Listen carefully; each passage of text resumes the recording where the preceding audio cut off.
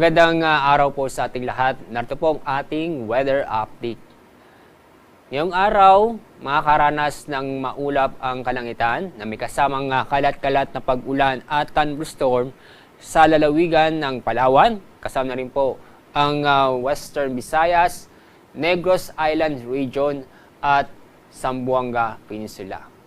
Paalala sa mga kababayan po natin, sa mga nabanggit na lugar, mag-ingat po tayo dahil posible po magdulot ng pagbaha o pagguho ng lupa dulot ng mga pag-uulan. Samantala, ang lalabing pong bahagi po ng ating bansa, kasama po ang Metro Manila, ay magiging maaliwala sa panahon ngayong araw, kung saan bahagyang maulap hanggang sa maulap ang kalangitan. Pero may tsansa pa rin po ng mga isolated na pag-ulan o mga biglaang buhos na ulan. Kasalukuyan po itong mahinang southwest monsoon o habagat ay naapektuhan itong kanlurang bahagi po ng Visayas at ng Mindanao. Bukas patuloy pa rin ang epekto ng mahinang habagat doon pa rin po sa kanlurang bahagi po ng Visayas at ng Mindanao.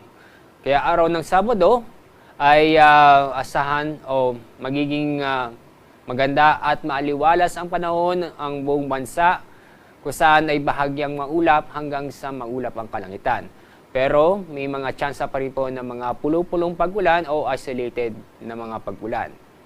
Ngayon o bukas ay wala po tayong inaasang mabubuong LPA o bagyo sa loob ng Philippine Area of Responsibility. Ang araw po sisikat mamaya pong 5:14 ng umaga.